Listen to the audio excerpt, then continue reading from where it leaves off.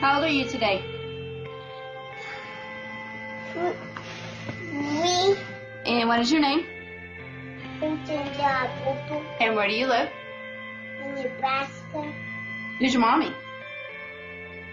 Sonia. Who's your daddy? Daddy. Popo. Who's your sister? Cassie. That was 8 years ago. Looking at Colton now, you would have never guessed that he almost died in 2003. His father, Todd, tells about Colton's near-death experience in the book, Heaven is for Real. And he started throwing up into the toilet, you know, and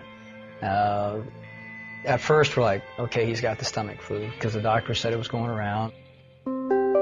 Colton's condition only got worse as days passed. His doctor discovered his appendix had burst.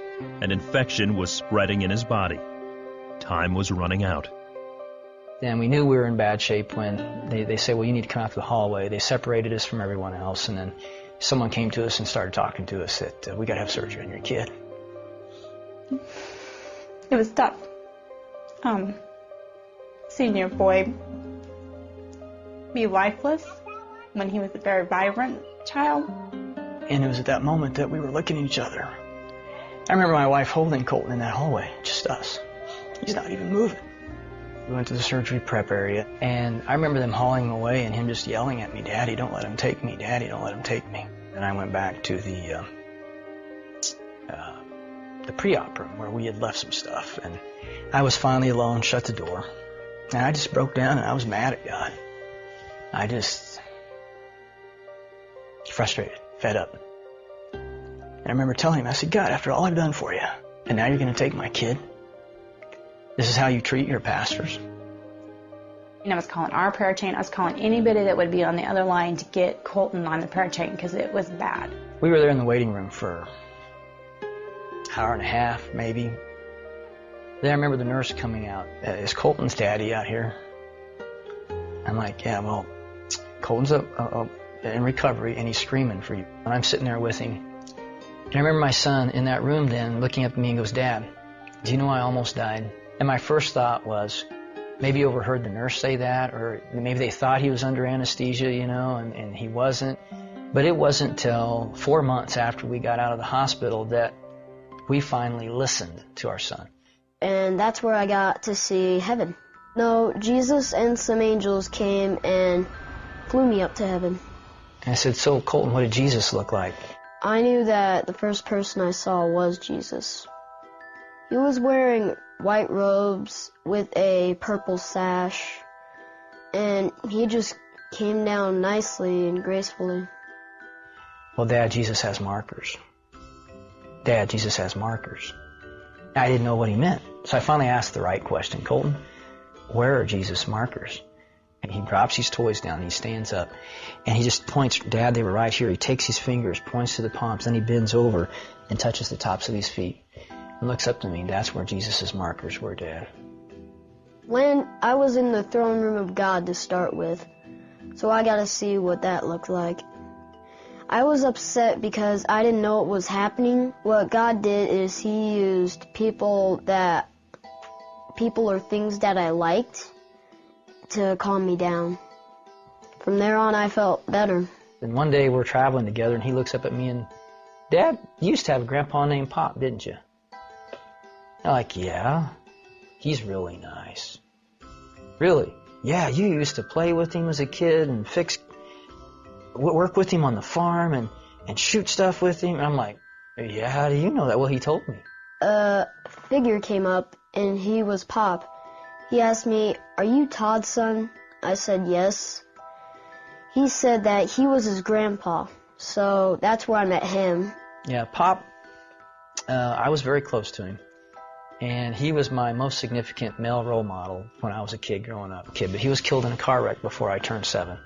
I was busy paying bills again, because that's my job. And he came up and told me he had 2 sisters. Well, he had to say it several times before he finally got my attention. And finally, I put my stuff down and looked at him and says, what do you mean you have 2 sisters? No, I have 2 sisters. You had a baby die in your tummy. And I just looked at him like, well, how do you know you have 2 sisters? Well, she told me. And then he proceeded to describe her. She looked like Cassie, but she had brown hair. And first time when she saw me, she just came up and hugged me. We knew this was true because he said, she kept hugging me. She wouldn't stop hugging me, Mom, and I didn't like that. Well, I'm not really the hugging type. I had miscarried the weekend of Father's Day weekend, which made it even rougher. And we thought we'd dealt with it. We gotten over, we accepted that the baby had died. But when he said he had 2 sisters, I think I was in shock first and then trying to realize, what is he telling me? And so I knew that he had seen her, and after he described her, and he said, she's just waiting for you guys to come to heaven. You know, as we talked about heaven, and he was telling me all these wonderful details, I just felt like I had to ask him, did he want to come back? I knew that I was leaving heaven because Jesus came to me and said, Colton, you need to go back.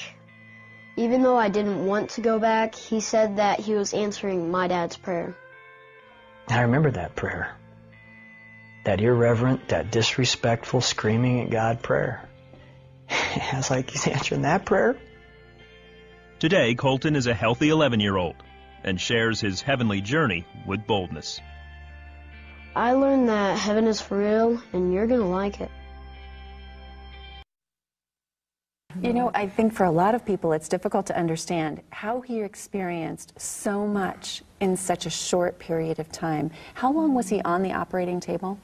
I think, I don't know operating wise, but we were like in waiting room for like an hour, hour and a half. And so between, you know, getting him sedated and then having the surgery and then pulling him out of sedation, but we were in the waiting room about an hour and a half. Did it feel like you were there longer? Did you experience more than just an hour? When my dad asked how long I was up in heaven, for some weird reason I said 3 minutes when I got to see the past when my dad played with Pop, the present where I got to see my dad preach, and them and my dad in his separate room giving his little prayer to God, and then the future, which is when the Armageddon is to happen. Let's talk about that for a second. Did you realize that you were seeing, and tell me what you learned about Armageddon or about this battle? Well, the battle was with Jesus, the angels, and the good people going against Satan, the monsters, and the bad people.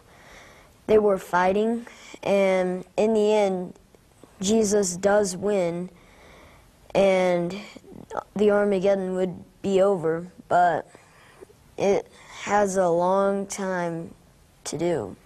Did you talk about this, or did you see it happening? And did you see your dad fighting? Yes, I got to see it happening, and I got to see my dad in the battle. Did you understand what was going on, or was it just like a movie? I understood what was going on because, well, I was up there for a while, so you figure out what's going on after a while. Heaven is for Real is the true story of the 4-year-old son of a small-town Nebraska pastor who during emergency surgery slips from consciousness and enters heaven. He survives, and young Colton begins to share how he met his miscarried sister, whom no one had told him about. And she comes up and gives me a big hug and tells me she's my sister, and then she explains what happened. Colton continued to describe the horse that only Jesus could ride and how the Holy Spirit sends power from heaven to help us. Heaven is for real is told by the father, Todd Burpo, but often in Colton's own words. The message is simple: heaven is a real place. Jesus really loves children, and be ready, there is a coming last battle.